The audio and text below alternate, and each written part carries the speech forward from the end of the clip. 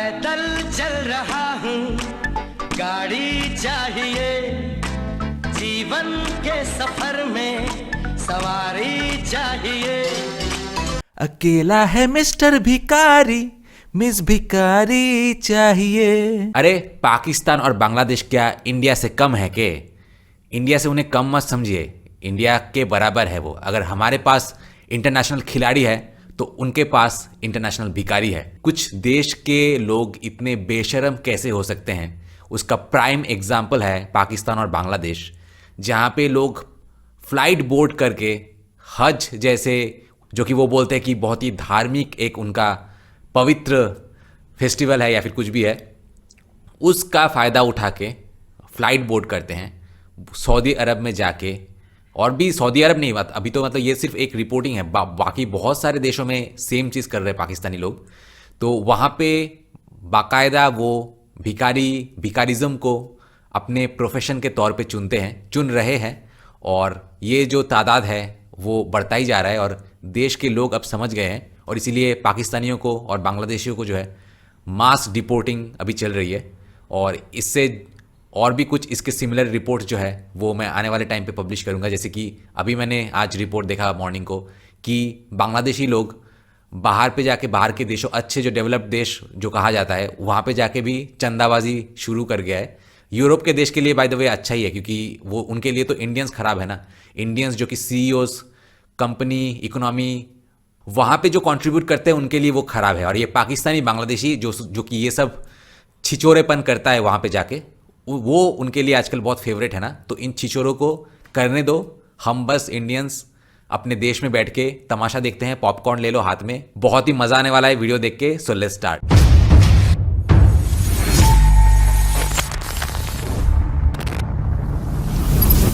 दोस्तों, मैंने बहुत सारे बिजनेस पार्टनर्स को, खास करके जो एनआरआईज है, उनके लिए चैनल बना के उनको इंडिया में एक stable source of income generate करके दिया है। अगर आप भी मेरे साथ पार्टनरशिप में चैनल स्टार्ट करना चाहते हैं, जहां चैनल के ओनर आप होंगे लेकिन कंटेंट मैं बना के दूंगा, तो मुझे कांटेक्ट कीजिए इस नंबर पे। रीतिमतो पाकिस्तानियों द्वारा बाकायदा विमान से सऊदी अरब जाकर भीख मांगी जाती है। पूरे वर्ष इस पेशे को जारी रखने के बावजूद उनके लिए हज का समय मानो भीख मांगने का मौसम बन जाता है। अधिक से अधिक रियाल कमाने की आशा में वे हज से पहले ही विमान से पहुंच जाते हैं और भीख मांगना शुरू कर देते हैं। भीख मांगने के आरोप में जनवरी 2024 से अब तक सऊदी अरब ने 5000 से अधिक पाकिस्तानियों को उनके देश वापस भेज दिया है। इसके अतिरिक्त इराक, मलेशिया, ओमान, कतर और संयुक्त अरब अमीरात ने भी कुल 359 पाकिस्तानी नागरिकों को स्वदेश लौटाया है। संप्रति पाकिस्तान हाल ही में पाकिस्तान की संसद के लोअर हाउस नेशनल असेंबली के एक सेशन के दौरान देश के गृह मंत्री मोहसिन नकवी ने यह जानकारी अपने संबोधन में साझा की। Jamuna smart refrigerator, smart life है स्मार्ट रेफ्रिजरेटर। स्वराष्ट्र मंत्री पाकिस्तान के गृह मंत्रालय ने इन वापस लौटे नागरिकों की एक लिस्ट तैयार की है, जिसे देश के प्रमुख नेशनल न्यूज़पेपर डॉन को प्राप्त हुआ है। उधर विदेशों में पाकिस्तान की इमेज को नुकसान पहुंचाने के आरोप में लौटे इन पाकिस्तानी नागरिकों के खिलाफ सख्त कानूनी कार्रवाई करने का निर्णय लिया है पाकिस्तान के गृह मंत्री ने। एक ऑफिशियल स्टेटमेंट में उन्होंने कहा है कि इन लौटे नागरिकों के पासपोर्ट रद्द किए जाएंगे और उनके खिलाफ क्रिमिनल केसेस दर्ज किए जाएंगे। विदेशों में पाकिस्तानी नागरिकों द्वारा भीख मांगना पाकिस्तान के लिए लंबे समय से एक शर्मनाक और गंभीर संकट बना हुआ है। अनेक गरीब पाकिस्तानी अपनी जमा पूंजी और संपत्ति बेचकर फेक एजेंट्स के माध्यम से विदेश जाते हैं और वहां जाकर ठगी का शिकार हो जाते हैं। ऐसी स्थिति में जब उनके पास कुछ भी नहीं बचता तो भीख मांगना ही उनका एकमात्र सहारा बन जाता है। इसके अलावा कई लोग हज या उम्रा के बहाने सऊदी अरब जाकर वहां स्थायी रूप से बसने की कोशिश करते हैं और जीविका के रूप में भीख मांगने को अपना लेते हैं। भिक्षा के अमित हसन रबिन, जुगांतर न्यूज।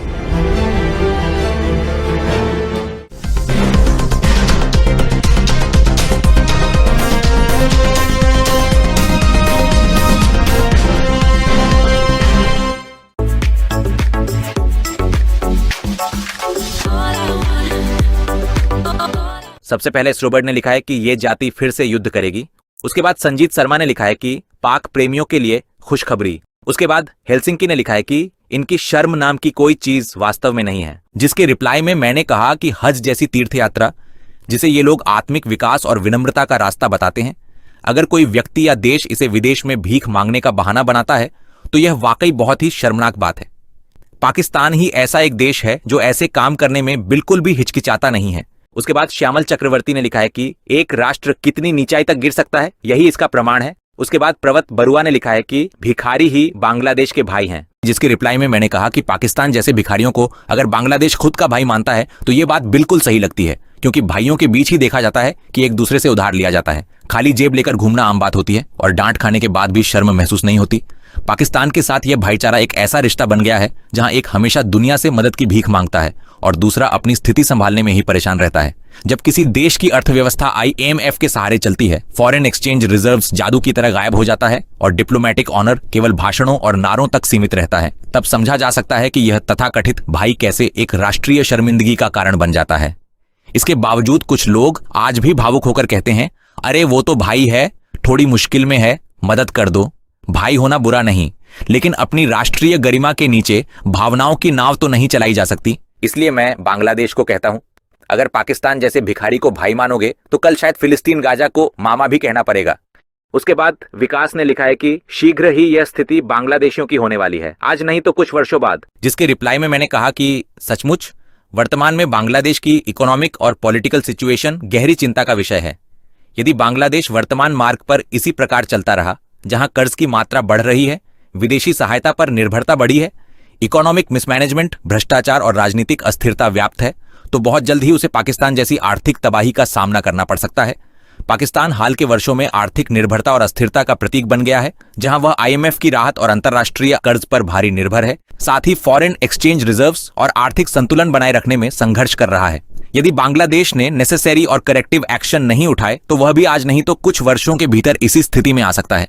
बांग्लादेश शायद अभी इतनी खराब स्थिति में नहीं है, लेकिन आर्थिक गिरावट स्पष्ट है और यदि प्रभावी कदम नहीं उठाए गए तो आपदा अनिवार्य होगी। उसके बाद शोहेब ट्रैवलर ने लिखा है कि पाकिस्तान एक इंटरनेशनल बेगर है। जिसके रिप्लाई में मैंने कहा कि मजेदार बात यह है कि पाकिस्तान अब पैसे के साथ साथ पानी के लिए भी भीख मांग रहा है। सिंधु का पानी छोड़ने के लिए मोदी को ऑलरेडी 4 बार इंटरनेशनली लेटर भेजे जा चुके हैं। उसके बाद उत्पल रॉय ने लिखा है कि प्रधानमंत्री बनने के बाद पाकिस्तानी नेताओं का पहला काम हज न हो, फिर भी विदेश या IMF के पास मदद मांगने जाना होता है। आम लोग नेताओं का अनुसरण कर रहे हैं। उसके बाद सुस्मिता साहा ने लिखा है कि हमारे बांग्लादेश के जो भाई भाई करते थे वे भाई अब कहाँ हैं। उसके बाद बांग्लादेश व्लॉग ने लिखा है कि ये बांग्लादेश के आइडल हैं। उसके बाद साजिब ने लिखा है कि मुस्लिमों की इस्लामिक ब्यूटी। उसके बाद आशीष भौमिक ने लिखा है कि ये तो हवाई जहाज से भी भिक्षा मांगते हैं। जो भी हो, बांग्लादेशी इसे स्वीकार नहीं करेंगे क्योंकि वे बड़े भाई हैं। उसके बाद बेंजामिन नेतन्याहू ने लिखा है कि इसीलिए इसे भिखारिस्तान कहा जाता है। उसके बाद सुमन मल्लिक ने लिखा है कि बांग्लादेशी भी इसी तरह अपने पिताओं के रास्ते का अनुसरण करेंगे। उसके बाद आर देव ने लिखा है कि यही लोग फिर भारत के साथ युद्ध करेंगे। उसके बाद श्यामल त्रिपाठी ने लिखा है कि जो लोग पाकिस्तान से प्रेम करते हैं वे उस टीम में शामिल हो सकते हैं। आप सभी के लिए शुभकामनाएं। उसके बाद अली ने लिखा है कि कुछ दिनों बाद छोटे भाई बांग्लादेश की यही स्थिति होगी इंशाल्लाह। उसके बाद रकीबुल इस्लाम ने लिखा है कि जमात की तरफ से कह रहा हूं, हम भी पाकिस्तान जैसे बनना चाहते हैं। उसके बाद साइलेंट किलर ने लिखा है कि फिर भी कुछ कांगलू ये तर्क देंगे, हमारा पाकिस्तान हवाई जहाज से विदेश जाकर भीख मांगता है जबकि भारतीय ऐसा नहीं कर सकते। यूनुस सर को और 40 साल चाहिए। उसके बाद श्री उत्तम चंद्र ने लिखा है कि VIP भिखारी।